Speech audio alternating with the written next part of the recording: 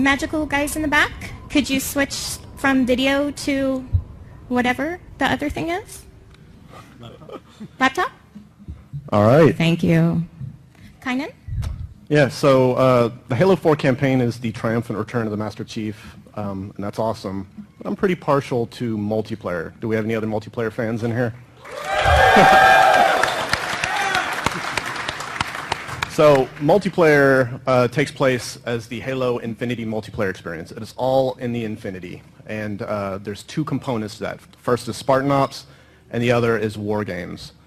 Spartan Ops takes place 6 months after the events of the Halo 4 campaign, and it's our ongoing episodic cooperative experience. Everything that you do in Spartan Ops works towards building up your personal character so you can customize your loadouts and use that experience across both modes, Spartan Ops and War Games. Each week, you get one episode of an ongoing CG series, and in addition, you also have 5 missions that are available, and this continues on. War Games, the second component, is the traditional competitive multiplayer component of Halo 4. It takes place in a Spartan battle simulation where players can pit their skills against one another in order to basically, A, prove themselves, and the other thing is that they can update their character and customize their options in ways that now affect more than just their cosmetic options. So our new player progression system allows you to tailor your playstyle to whatever you want, so you can change your loadouts, your weapons, your armor abilities, and all new armor mods, which again let you kind of tailor your playstyle. We have a bunch of new weapons and some interesting surprises, but coming up next, we've got a bunch of our game modes. So we have Capture the Flag, Oddball, and King of the Hill returning, which are all customized now to be new for the Halo 4 sandbox. But we have some all new modes like Regicide. Regicide is an update to our free-for-all mode, or it's a new free-for-all mode, completely new to Halo 4, where the player in lead is King. The King has a bounty over their head, which you can see here, and every other player on the field knows exactly where they are at all times. If you kill the King, you get the bounty, and that basically causes some wild lead swings late on in the game. Everybody knows. When we do our playtest at the studio, there is one person who will remain unnamed, David Ellis, that when you get right at the end, he will purposely stay second, and then like the last 5 seconds, he'll make sure he's right by the King, and then kill the King, and then win the game. It is the most infuriating thing that I've ever seen. So if you see that person that I did not name, David Ellis, you can maybe tweet him. Tell him that's dirty. Not nice. Sorry, so we also have Regicide here at the show, so you can play it. Don't do that. Over in the Halo 4 area. Nice. One of the other modes that we have is Infinity Slayer. So Infinity Slayer is a new Team Slayer mode, which has 2 new components. The first is our new scoring system, and the second is our ordnance system. As you can see here, as you build up your ordnance meter by playing well, you will eventually be able to call in your own power-ups and power weapons. So power-ups make a return to Halo. We have the Overshield, but for Halo 4 we also have speed boost and damage boost. Damage boost is an increase in the amount of damage that you do whenever you have this power up. So if you see somebody glowing red, just know that they're going to deal more damage. In other words, it's not going to end well for you. Unless you're red, then it'll be okay. Yep. We also have 3 maps here at the show, the first of which is Haven.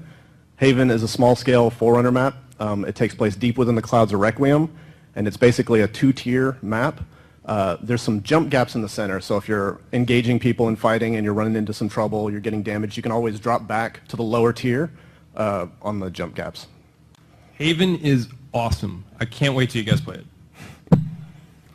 Next up, we have Adrift. Adrift takes place on a recommissioned mining vessel that the UNSC are using towards the war effort. It's a symmetrical map, and there's an outer ring on it that has some man cannons that launch you, but then it all converges into the center room, which has the mech in the middle. And again, do we have any sword fans in the audience? People that like using the sword?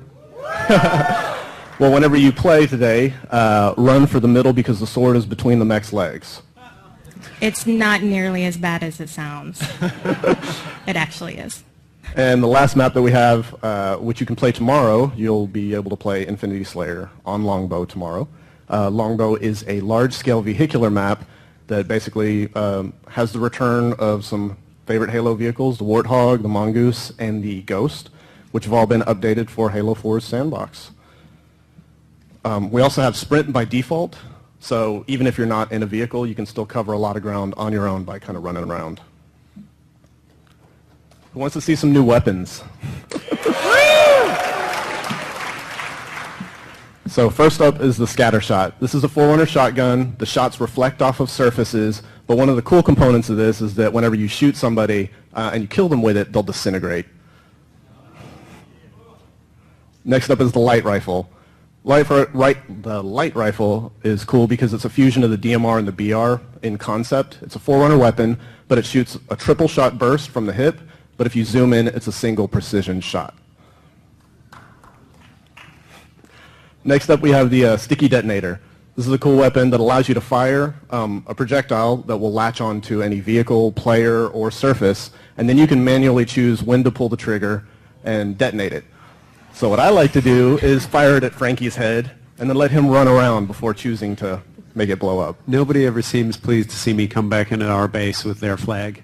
They're like, hey Frank, what's that on your hat? And last but not least, we have the updated shotgun. The shotgun is basically the returning favorite weapon, but it looks new and it's awesome. I tend to use the Armor Ability Thruster Pack to kind of close the distance and then shotgun people to take them out, but that never tends to work on you, Adam. Why is that? I have skill. And the hard light shield that tends to stop it. Yep, awesome. Well, thanks for letting us share some of the new multiplayer components with you. Yeah.